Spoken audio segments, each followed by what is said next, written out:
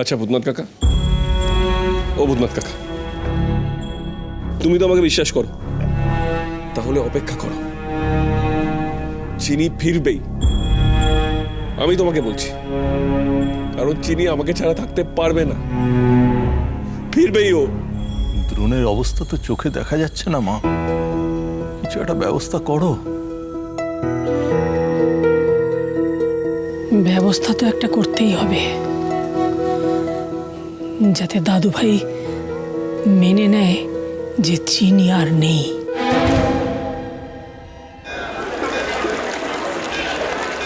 चीनी जिंदा है?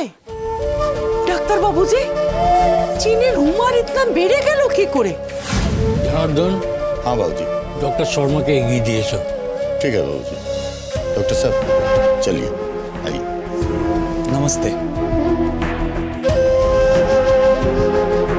নিজেকে আয়নায় দেখেছিস আলাপি? ডাক্তার বাবুজি, আপনি চিনিকে কোন নামে বুলাচ্ছেন? আলাপি।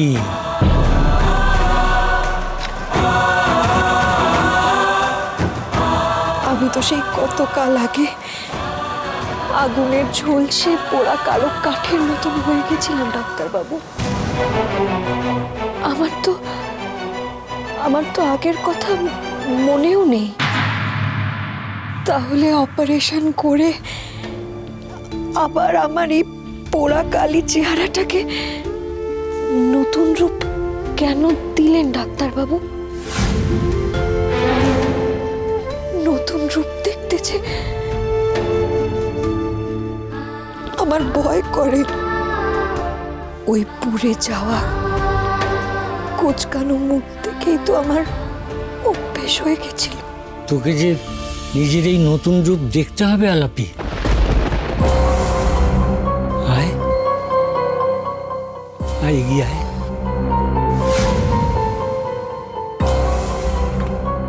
দেখ দেখ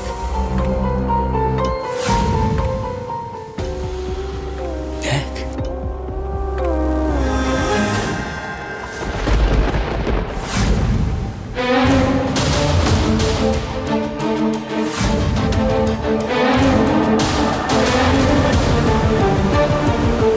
ওমা, এটা কে?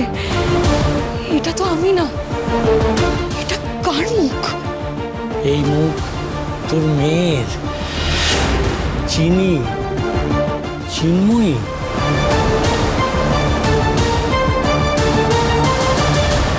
আমার মেয়ে চিনি।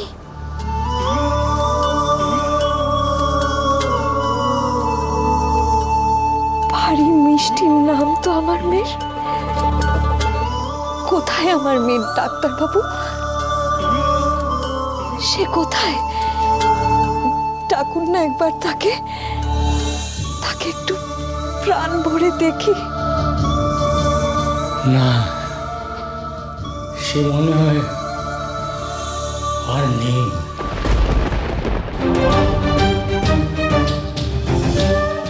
নেই মানে? কি কি হয়েছে তার? আগের কথা তোর তো কিছু মনে নেই, তাই তোর আর তোর মেয়ের মুখ মিলিয়ে দিলাম।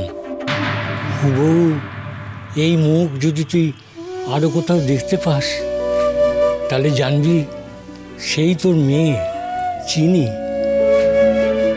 তোর হয়ে তোর শত্রুদের ওপর প্রতিশোধ নিতে চেয়েছিল সে, কিন্তু এক ভয়ঙ্কর বিস্ফোরণে তারপর সে হাসপাতাল থেকে উধাও হয়ে গেল। সে বেঁচে আছে না মরে গেছে আমরাও জানি না। তাই তো তোকে কলকাতায় যেতে হবে।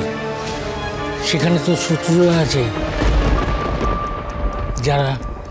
যারা তোকে আগুনে পুড়িয়ে দিয়েছিল, যারা তোর মেয়ের উপর প্রাণঘাতী হামলা করেছিল, তাদের উপর তোকে প্রতিশোধ দিতে হবে। হ্যাঁ, প্রতিশোধ দিতে হবে।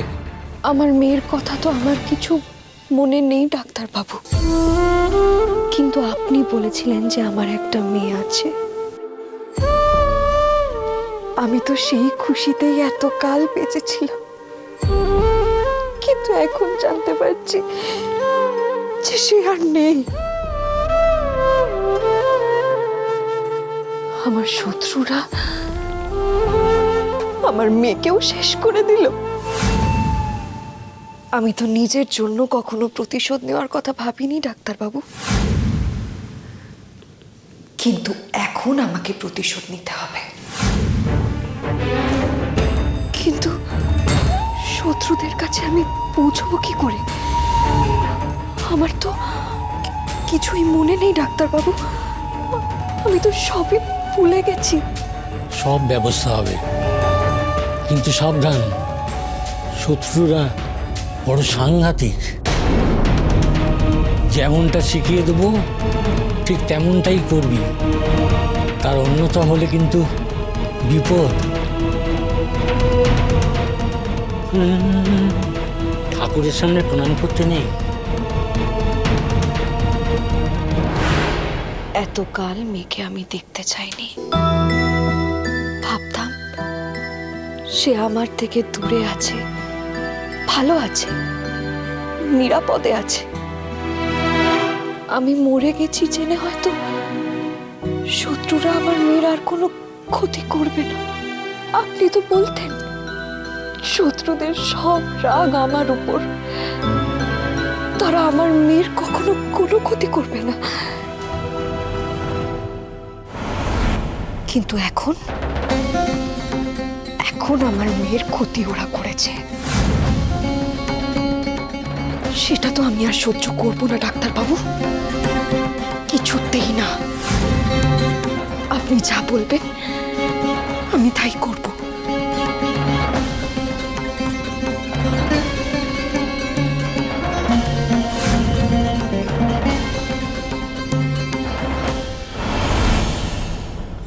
আমায় শক্তি দাও ঠাকুর, আমার মেয়ের যারা ক্ষতি করেছে তাদের আমি শাস্তি দেবই। শুধু একটাই চাওয়া, আমার চিনিকে তুমি ফিরিয়ে দিও ঠাকুর, সে যেন বেঁচে থাকে।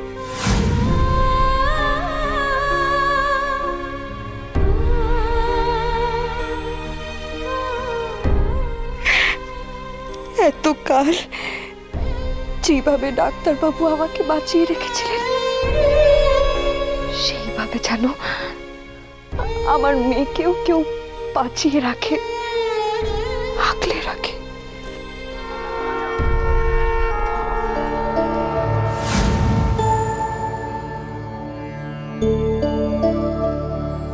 ওম নমঃ শিবায়, ওম নমঃ শিবায়, ওম নমঃ শিবায়।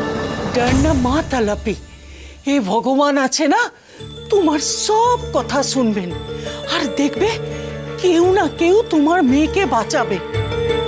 বড় ভালো মেয়ে আছে, একদম ফুলের মতো। তাই তুমি দেখেছো আমার মেয়েকে? শুধু দেখিনি গো, ওর গানা भी শুনেছি। ওর গলা না যেন মধু ঢালা আছে, একদম তোমার মতো গলা। কি বলছো গো? আমার মেয়ের গলা আমারই মতন?